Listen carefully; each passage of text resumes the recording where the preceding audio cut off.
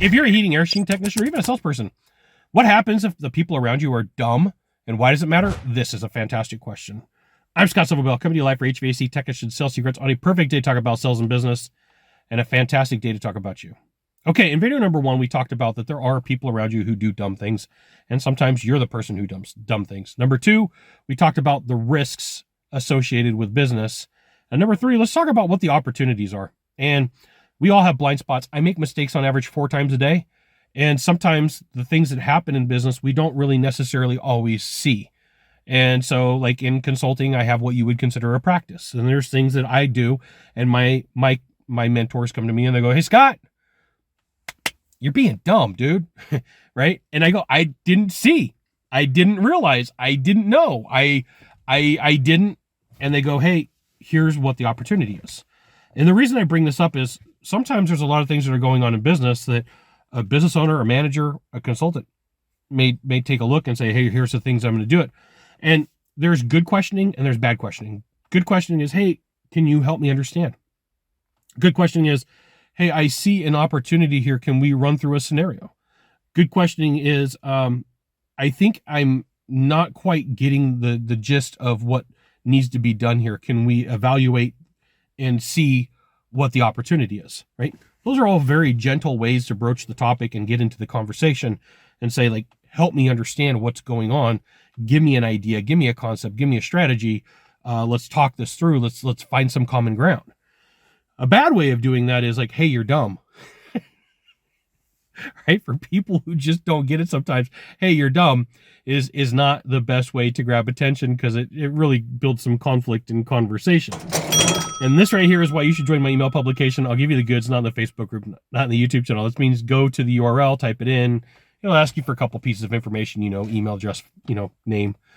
Anyway, so the real opportunity for you is if there is a gap and there is a challenge, you could say, "Hey, look, I think there might be an opportunity here to streamline things. Hey, I think there might be some things that we could take care of here that'll make business more profitable."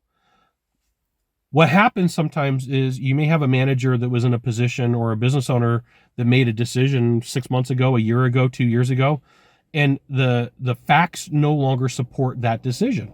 The business world has changed. The marketing plans have changed. The sales process has changed. The legal ramifications have changed.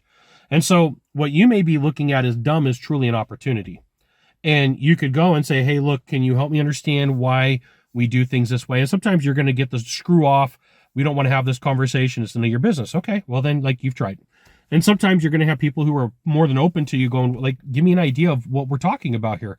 And you could say, "Hey, look, from my perspective, here's what I see. Here's all the inputs. Here's all the things that are going down. Here's all the concepts. Here's all the strategies that I see in play." And the person you're talking to go, "I had no idea this was even in place. I had no idea all this stuff was going down. I had no idea that this is what the situation was." And then they may go, "Well, let's figure out a way to fix it." Or they may say, "Hey, look, A, B, and C needs to stay in place, but D, E, and F, those things can go. That's crazy. That's stupid." And sometimes here's what happens.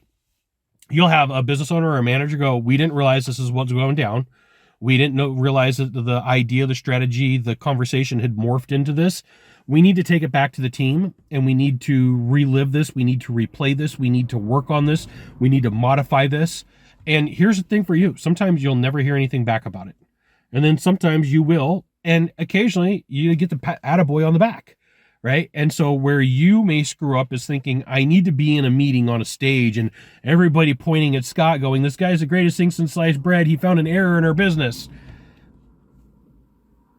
It's tough for some people to get up on a stage and go, "Hey, we sucked at something. We made a mistake. We fixed it." So, like, the thing that you should celebrate is that it got fixed. The thing that you should celebrate is that, like, that dumb thing in your mind was really identified and it was addressed, and then you were able to move on with life and you were able to say, "Yay, I celebrated."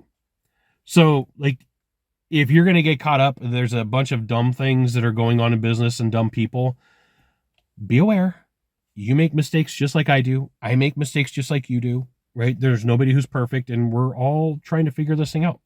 You got 1 of 3 things to do from here, just 1 of 3. Find the subscribe button, click on it, and every time I send out a video, you'll get an update. 2, hit follow. 3, share this video with a friend. You know what you got to do. We'll see you soon. Thanks for watching.